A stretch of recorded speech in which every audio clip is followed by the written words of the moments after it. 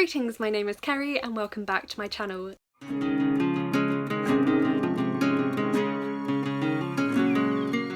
Today I have for you my second recent reads video.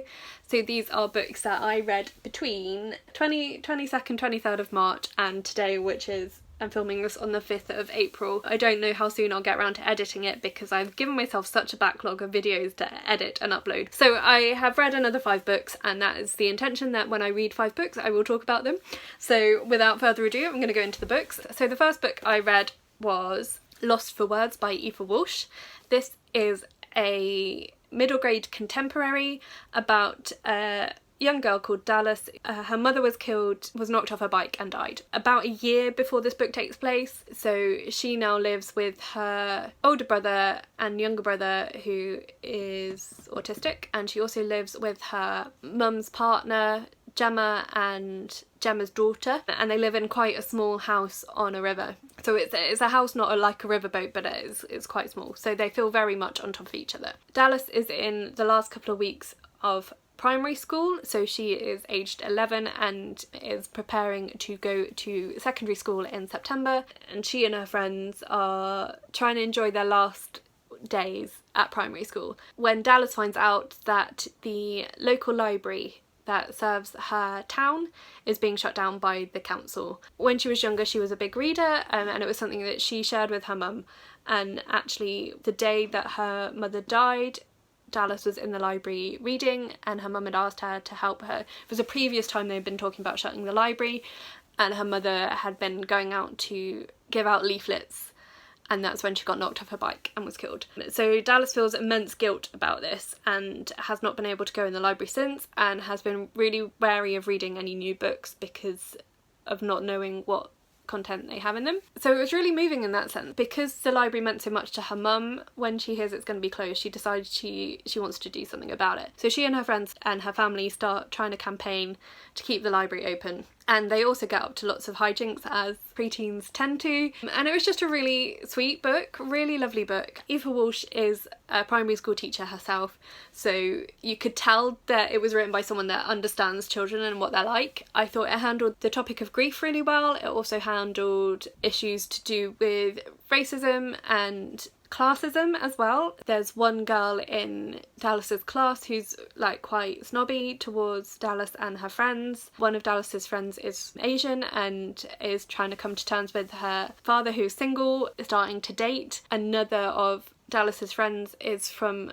a poorer background and often moves between her mum's house and her nan's house when her mum gets a new boyfriend. Lots of family issues are covered in this book, and covered really sensitively. For maybe more sheltered children, this will really give them an understanding and an empathy for what other people go through. Yeah, just so many, I mean, even in Dallas's own family, like her older brother is just finishing his A-levels and trying to come to terms with the idea of leaving home and what all that means. Her young brother is autistic and they've got to sort of support him as a family as he prepares to start school in the autumn, and the whole blended family feeling. And then Dallas's aunt has come over to visit from America, and there's so much going on, so much content in this quite short book, but it's all handled really, really well and really sensitively, and I just thought this book was brilliant. I gave it 4 stars. I mean, it was a high 4 stars. I think there were just a couple of little things that I was just like, and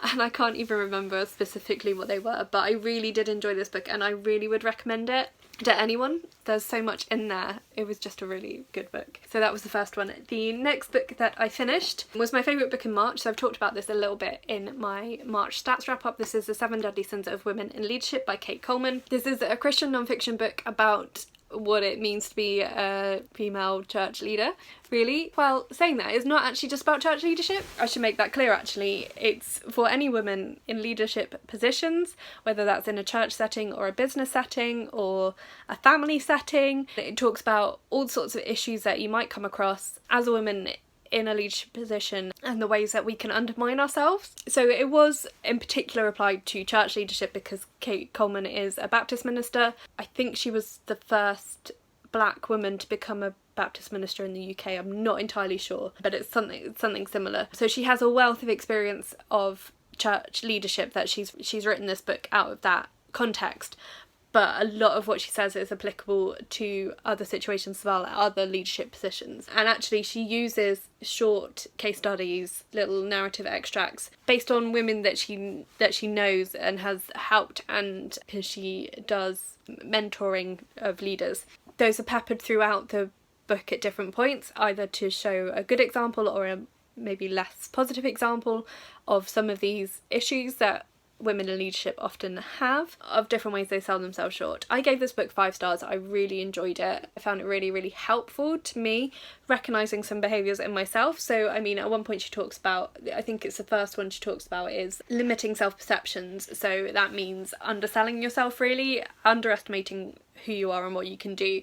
And she makes point that often in interviews, women will undersell themselves. They'll be a bit hesitant to say how good they are at things. And I know that that is a trap that I fall into myself. I do tend to be quite pessimistic and see the worst side of things. And so that was a bit of a wake-up call for me to think, actually, am I letting myself down by not doing myself justice when I talk about what I can do? So there was so much in here. It's a book that I'm going to go back to many times, I'm sure, and reread. One of my friends said that they read it in like a book club, but like they read a chapter a month or something, or a chapter a week. I can't remember how frequently they met, but like they discussed the content then together, and I found that a really good suggestion. So that's something that I would like to do at some point. But yeah, really love this book. If you're in any sort of leadership position, particularly in church leadership, this is a must read. Even actually would recommend that men read it as well, because you can learn a lot about how to interact with women from it as well. The next book I finished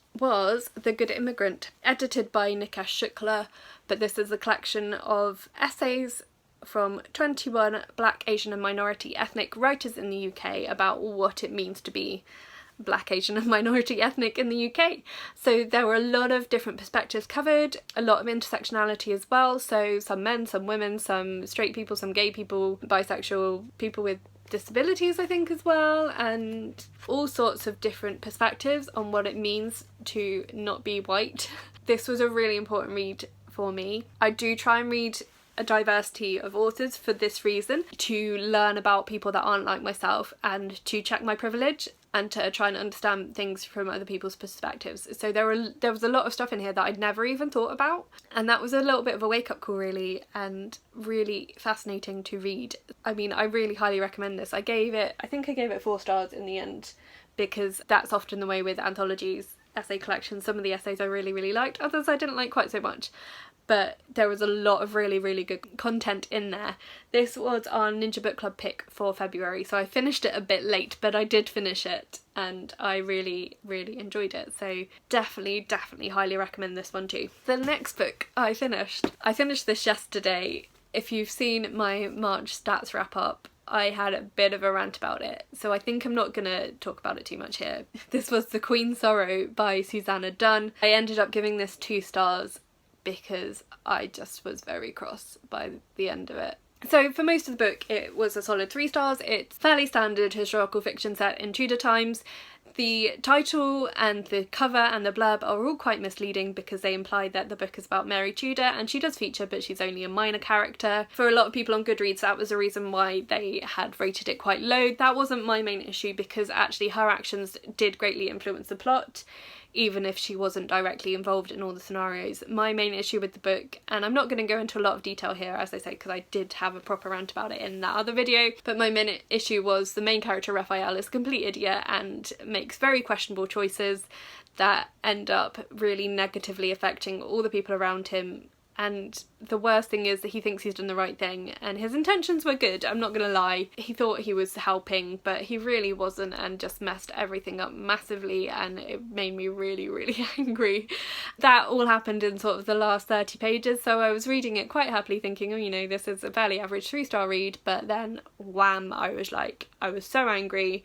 I was actually fuming when I finished it, and I was like, yeah, no, 2 stars. I have another Suzannah Dunn book that I am now more reluctant to pick up, because I read one of hers, The Lady of Misrule, and really enjoyed it, but I really did not enjoy this one by the end. So we'll have to see how that other one goes. But yeah, so that was the worst book I've read so far this year.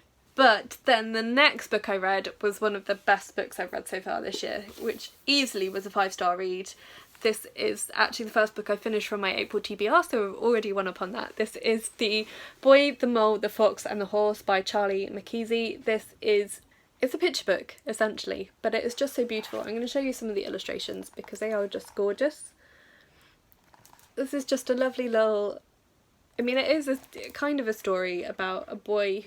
His best friend is a mole, and then on there they have a little journey and they meet a fox and a horse. The conversations they have, it's all very lovely and just heartwarming and uplifting and exactly what I needed. I think that's probably my favourite picture, actually. I love the mole. The first thing we learn about the mole is that he loves cake, and I can really relate to that. I really related to the mole. I'm just like hugging the book.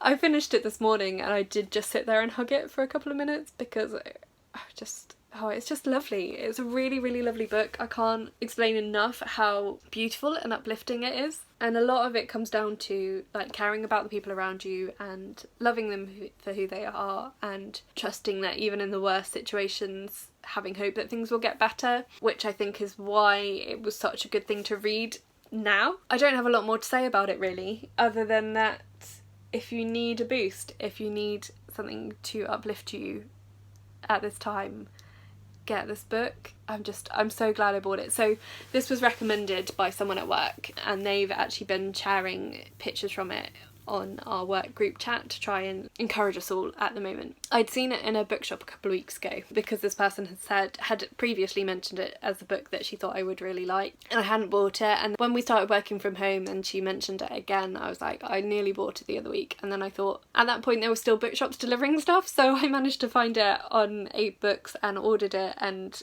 received it a couple of days later, and I was just really glad that I did. It has been really encouraging, and it's going to be one that I'm going to reread a lot. So that is 5 books I've read recently. Let me know if you've read any of them and what you thought of them, or if you'd like to read any of them based on what I've said about them, or if I've really put you off. Let me know some of what you've been reading recently. What is your go-to quarantine book list? I've got loads to pick from, so I'm doing alright. I'm gonna be honest, self-isolation is starting to get to me. Like, I mean, I'm not quarantined, I'm allowed to leave the house, I'm not ill. I've just got a bit of hay fever, which is why I sound a little bit croaky. I've done so much baking in the last 2 days because it's a form of self-care. I might stick up some pictures for you if you are interested. I made fudge. I've made 2 types of fudge and bread and cookies. And I have no space to store them all. Anyway, so let me know how you're coping with lockdown. Are you also madly baking like I am? Yeah, please like this video if you liked it, and please subscribe if you haven't already. And you can also follow me on my social media to hear more about baking and books. I'm on Twitter, I'm also on Goodreads, and you can find all that information listed in the description box below. But that's it for today, so thank you so much for watching, and I will talk to you again soon. Bye!